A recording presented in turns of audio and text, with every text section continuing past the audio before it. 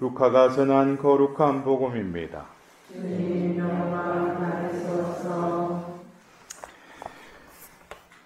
그때 하느님께서는 가브리엘 천사를 갈릴레아 지방 나자렛이라는 고을로 보내시어 다윗 집안의 요셉이라는 사람과 약혼한 처녀를 찾아가게 하셨다.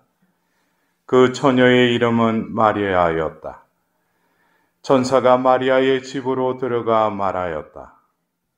은총이 가득한 이여 기뻐하여라. 주님께서 너와 함께 계시다. 이 말에 마리아는 몹시 놀랐다.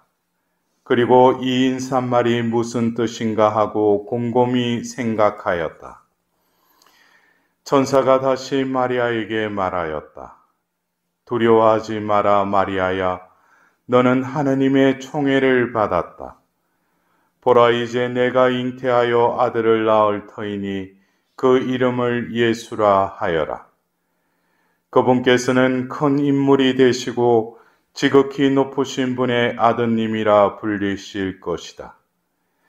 주 하나님께서 그분의 조상 다윗의 왕자를 그분께 주시어 그분께서 야곱 집안을 영원히 다스리시리니 그분의 나라는 끝이 없을 것이다.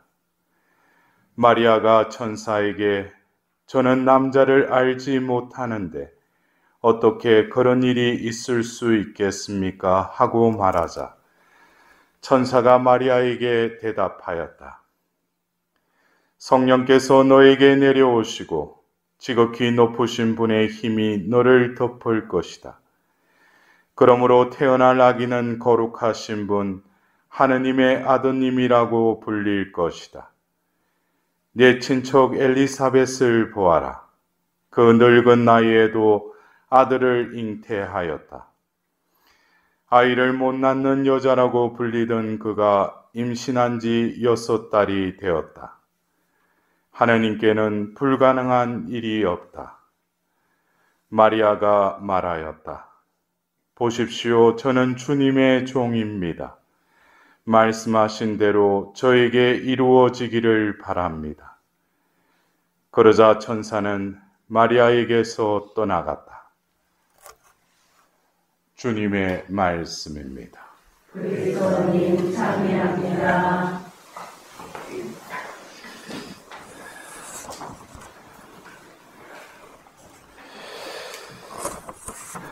우리는 성모님을 어머니라고 부릅니다. 그죠?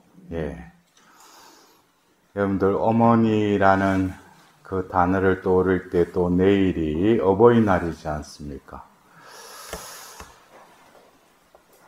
자신에게 그 생명을 주신 또 9달 동안 그 모태에 또 잉태하고 또 기르신 그 어머니의 역할. 그러나 그 어머니는 어쩌면 돌아가실 때까지 낳은 그 생명에 대한 자기보다도 더한 사랑으로 그 존재를 또 돌보는 또 숙명과도 같은 그 십자가를 지어야 되죠. 그래서 오늘 우리는 일독서의 사도행전 1장 14절에서 16절에 12절에서 14절의 이 말씀과 더불어서 복음의 루카복음 1장 26절에서 38절의 말씀을 들었습니다. 이 두 사항을 보면은 연대기적으로 한다면은 루카복음사가가 루카복음서를 먼저 적고 그 다음에 사도행전을 적었죠, 그죠? 그래서 이 루카복음 1장이 먼저였고 또 후에 이 사도행전 또 1장의 이 말씀이 이어지는 것입니다. 그렇다면 이 루카복음 우리가 들은 이 복음의 말씀은 바로 우리가 믿는 우리가 헤아리려고 해도 믿지만 이해할 수 없는 신비 가운데 하나가 삼위일체의 신비이지 않습니까? 우리는 성부, 성자, 성령의 삼위격의 그 하나님, 한 분이신 하나님을 믿습니다. 하나님께서 당신을 이렇게 드러내시는데 어떻게 드러내셨는가? 그래서 구약의 말씀으로 성부 하나님을 계시하셨다면 이제 신약에 들어와서 당신의 아들 성자를 이 땅에 보내십니다. 그래서 바로 오늘 우리가 들은 이 복음의 말씀은 바로 성부로부터 성자로 이어지는 그 연결고리의 그 사건을 우리가 들은 것입니다. 아직까지 성자께서 이 땅에 오시지 않으셨죠. 그러나 그 연결고리에 누가 역할을 하는 거예요? 바로 이 마리아가 역할을 합니다. 어떻게 보면 이 하나님이 당신을 계시하시는데 또 인간의 응답을 또 바라신다는 거예요. 근데 그 역할, 그 위치를 차지하신 분이 바로 마리아라는 것이죠. 그래서 이 여인의 그 존재는 하나님께서 당신의 성부와 성자와 성령으로 이어지는, 어떻게 보면 우리가 학교 다닐 때 계주가 있었죠. 그죠? 릴레이 할 때 뭐 1번, 2번, 3번, 4번 주자가 있더라도 각자가 기록이 가장 좋은 팀이라도 이 계주 경기에서는 무엇의 기록이 또 승리가 이렇게 갈립니까? 바로 바톤을 잘 주고 잘 받아야 되겠죠. 그죠? 아무리 뭐 각자의 기록은 좋다 하더라도 이 바톤을 넘기면서 이걸 놓친다든지 하다 보면은 이거는 제대로 이렇게 기록을 내지 못할 겁니다. 그래서 계주 선수들 보면은 계속 그 바톤을 이렇게 주고받는 그 연습을 하지 않습니까? 그죠? 그래서 이 성부, 성자, 성령의 이 구원의 역사를 릴레이에 이렇게 비교하자면은 바톤의 역할을 하신 게 바로 이 성모님이시라는 거예요. 그래서 성부로부터 성자께로 이어지는, 놓치지 않고 스무스하게 빨리 이것을 넘길 수 있는, 또 그리고 받은 사람은 또 달려야 되겠죠. 그죠? 그래서 오늘 우리 복음의 이 말씀, 루카복음 1장 24절에서 38절의 말씀은 바로 성부로부터 성자께로 이어지는 그 가운데 성모님께서 그 바톤 역할을 하셔요. 그리고 오늘 우리가 들은 이 일독서의 사도행전 1장 12절에서 14절은 바로 성자께서 이제 성령께 이제 바톤을 연결하는데, 또 거기에 성자의 어머니가 제자들과 함께 그 바톤을 주고 또 받습니다. 그래서 우리가 이 마리아의 존재, 그래서 여러분들 그래요. 다른 종파에서 왜 천주교는 마리아교냐? 응? 마리아에게만 기도하고, 왜 성당에 들어가기만 하면 왜 한 여인이 있는데 거기 가서 기도만 하느냐? 근데 우리 신자들이 워낙 고상하고 품위가 있고 또 그러니까 그런 말에 대꾸도 못해. 예? 응? 왜 마리아를 공경하는지. 이 여인, 이 마리아의 존재가 없이는 성부, 성자, 성령의 구원의 역사가 이어지지 않는다는 거예요. 그래서 우리가 성모님은 공경하는 것이죠. 신으로 흠숭하는 게 아니죠. 그래서 성모님을 통해서 우리는 또 하나님께 연결이 되는 거예요. 또 하나님도 우리에게 직접 은총을 베푸시지만 성모님을 통해서 우리에게 그 당신의 뜻을 더 순수하고 정화시켜서 우리에게 또 전달해 주신다는 것이죠. 그래서 이 성모님을 통하여, 마리아를 통하여 이 의미를 그냥 믿습니다라는 그냥 억지로 그냥 성모님을 통하여 하는 것이 아니라 말씀 안에 하나님의 당신께서 계시하신 그 릴레이 같은 그 여정 가운데 이 여인이 없이는 이 구원의 역사가 흘러가지 않는다는 거예요. 그렇다면 우리가 이 21세기를 살면서 교회 안에서 성모님을 공경하는 것은 결국 성모님께서 이 시대에 성모님의 역할은 뭐겠습니까? 성부로부터 성자께로 성령으로 이어져서 성령께서 또 이끄시는 이 교회가 결국 어디를 향해서 나아가고 있어요? 아버지께로 나아가고 있죠. 그래서 이제는 아버지의 품으로 이 교회를 통하여 온전히 그 구원의 폭으로 이끄시는 그 배의 역할을 하시는 분이 누구셔요? 마리아시라는 거예요. 그래서 이것에 대한 분명한 이 해로도를 내가 이해하지 못하면은 성모님 하면 그냥 굴기도 그냥 촛불 켜놓고 기도하는 대상으로 5월달에 성모일밤 때 그냥 꽃송이 그냥 하면은 또 원을 들어줄까 그 여인으로만 생각을 한다면은 이거는 우리가 경주마를 볼 때 훈련시켜서 그 레이스를 잘 달리게 하기 위해서 뭐예요? 옆에다가 이렇게 가려개를 하죠. 그것만 달리게 하게끔. 딴 거는 못 보는 것이죠. 그래서 이 마리아의 역할이라는 것이 인류의 역사에 있어서 그래서 저는 어떤 성모님에 대한 어떤 강의를 이렇게 초청받고 가보면은 성경 전체의 이 여인의 역할.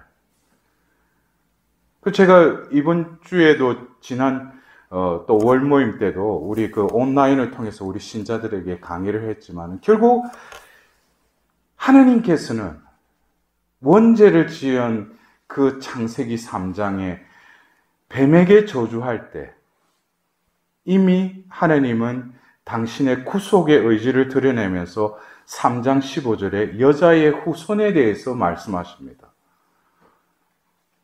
그래서 이 창세기 3장은 원죄를 지은 그 설화의 내용이 들어있는 어떻게 보면 인간이 하나님과 떨어진 비극의 시작인 그 장이기도 하지만 거기에 하나님께서는 희망의 말씀을 하시죠. 복음을 집어넣으셨어요. 그것이 바로 여자의 후손을 통해서 뱀의 머리를 쳐 부수리라. 그것을 하나님께서는 이루셨죠. 예수 그리스도를 통하여. 여기서 보면 여자의 후손이 바로 예수님을 가리키고 있지만 오늘 가브리엘 대천사를 통해서 예수를 잉태하고 낳을 것이다라는 그 예고의 말씀을 하시면서 구약의 그 다윗의 계약을 말씀하십니다. 주 하나님께서 그분의 조상 다윗의 왕자를 그분께 주시어 그분께서 야곱 집안을 영원히 다스리리니 그분의 나라는 끝이 없을 것이다. 그분의 나라는 끝이 없을 것이라는 거예요. 그러면 이 나라가 어떻게 이어지는 거예요? 바로 창세기 3장 15절에 그 여자의 후손이 이 땅에 오셨고 그 하나님의 뜻을 이루셨고 더불어서 우리가 교회를 통해서 우리가 어머니라고 성모님을 공경하는 우리들의 또 그 나라의 후손이자 상속인이자 계승자라는 거예요. 이것에 대한 구원의 역사를 이해하지 못하면은 어쩐 성모 신심은 기복적이고 개인주의적인 신심에 불과합니다.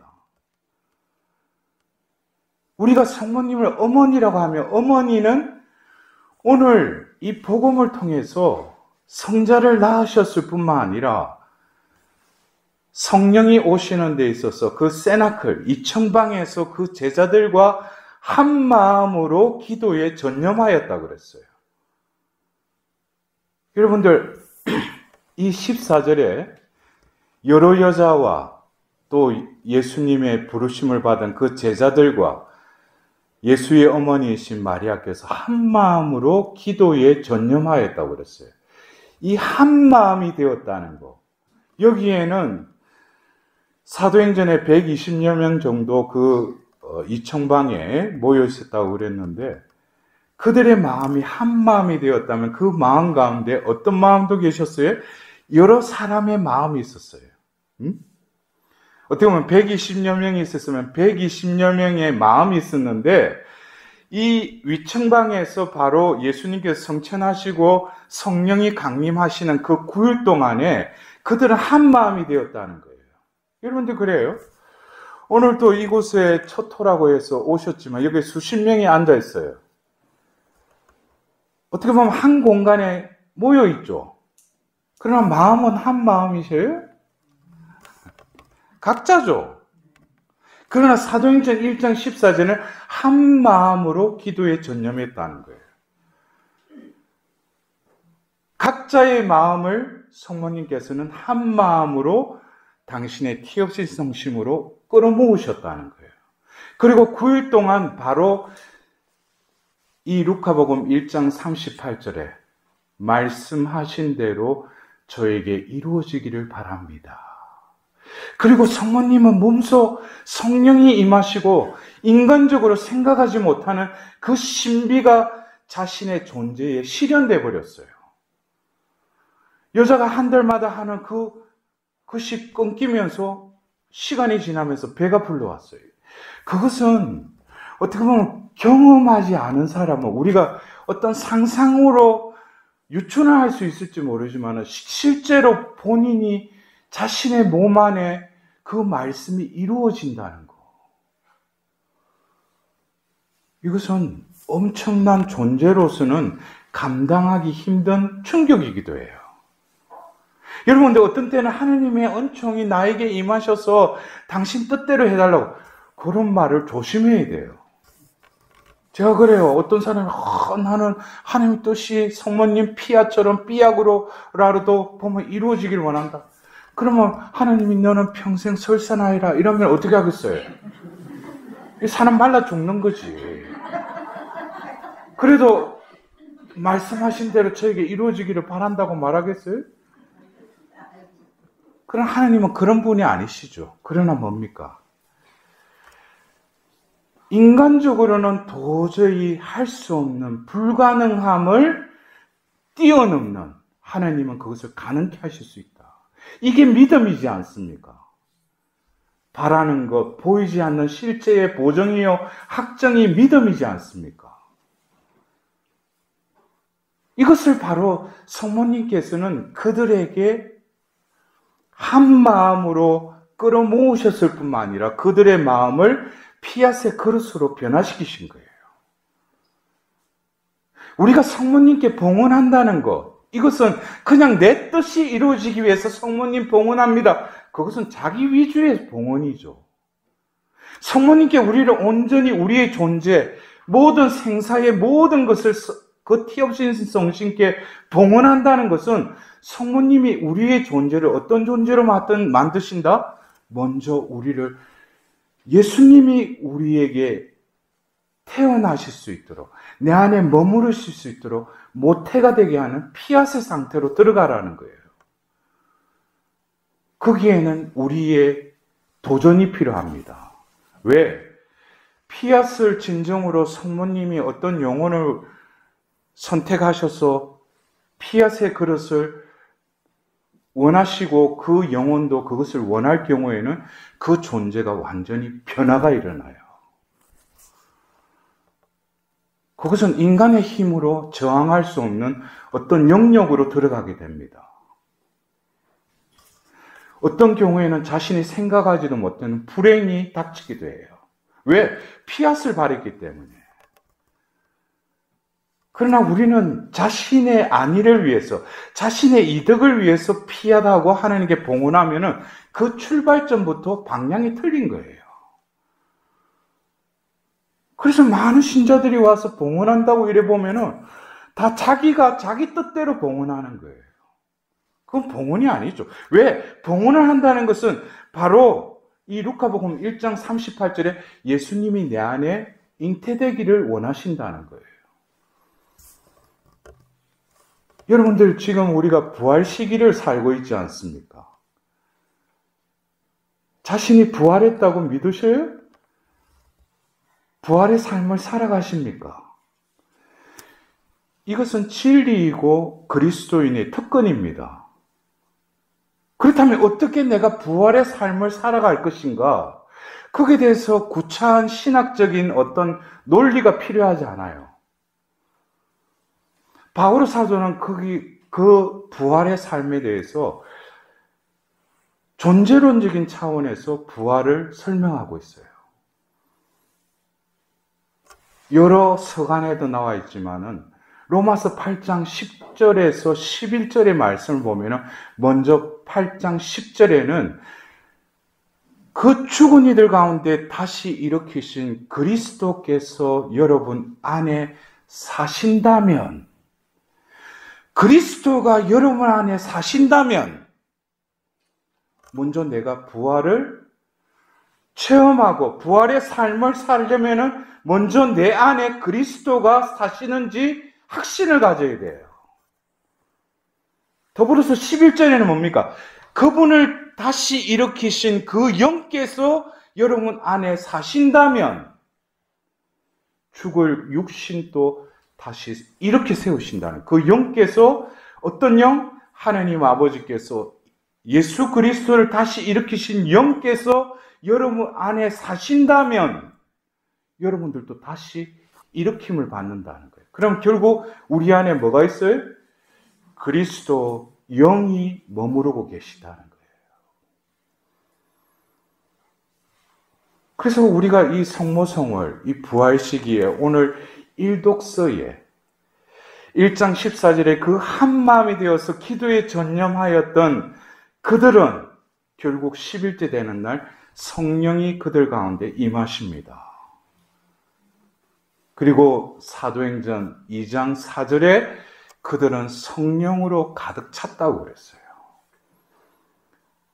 이제 그들의 삶은 자신이 의도하신 삶으로 이제 이끌려 갈 거예요. 왜? 성령이 그들을 가득 채웠으니까. 아까는 뭡니까? 이 1장 38절을 통해서 그들 안에 그리스도를 잉태했다면 바로 이제는 성령이 그들을 완전히 점유했다는 거예요. 이것이 바로 성모님께 대한 봉헌이에요. 그리스도가 내 안에 사시도록, 그리스도의 영이 내 안에 머무시도록 하는 것.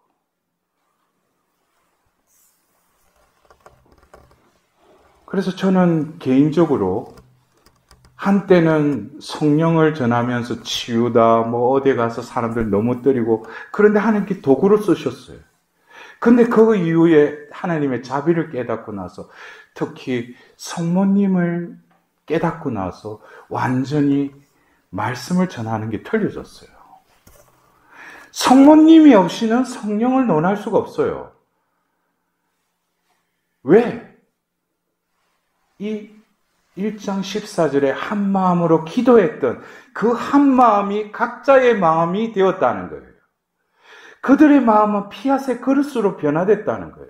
그 그릇에 그리스도께서 잉태하시고 그들 안에 사실 뿐만 아니라 이제는 뭡니까?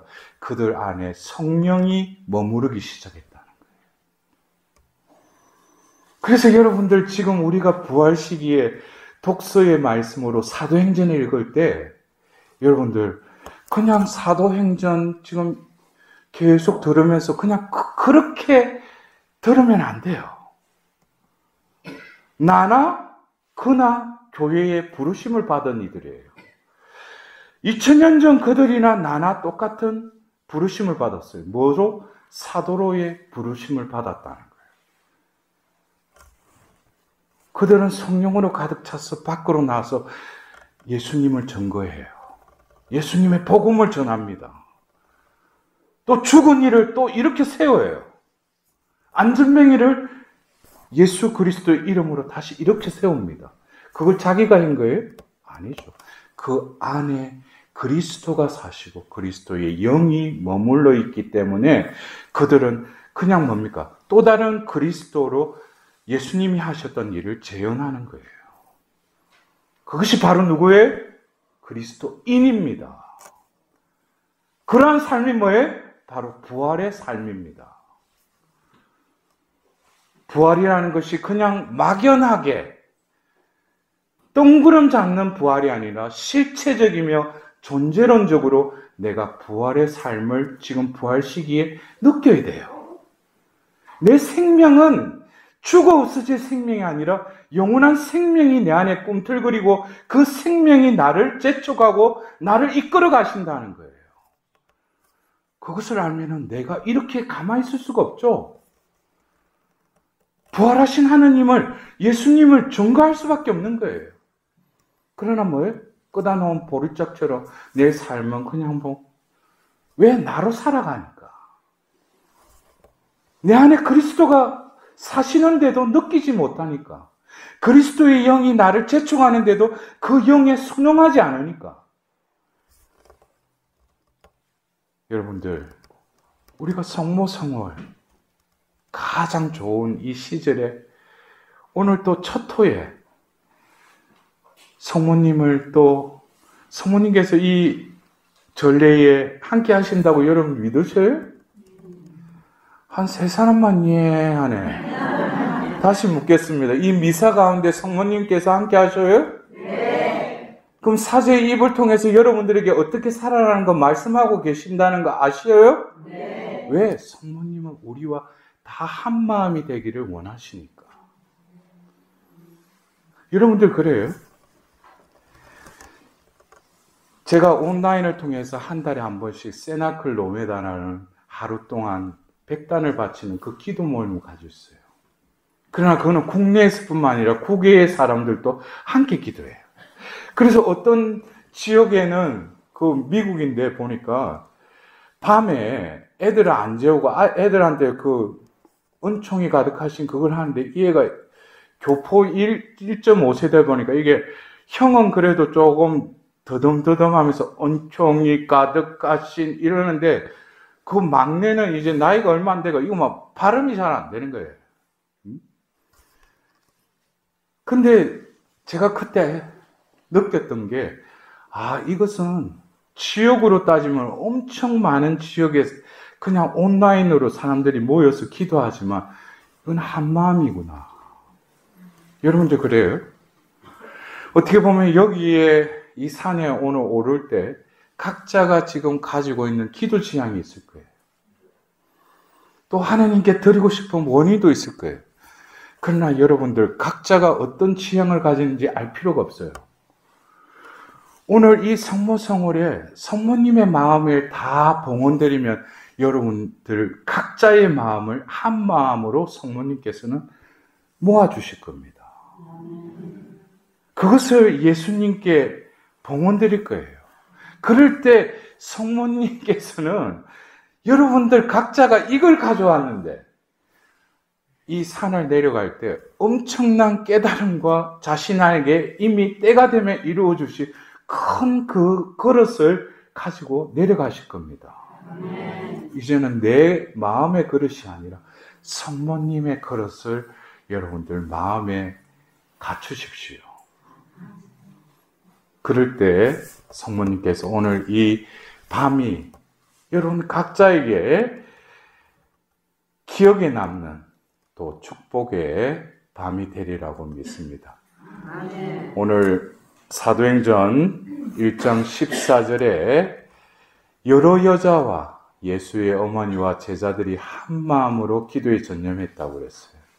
이 말씀을 이 자리에 또 적용하자면 오늘 2022년 이 성모성월 첫 토에 모인 이 형제 자매들의 마음이 바로 예수의 어머니신 마리아와 함께 한 마음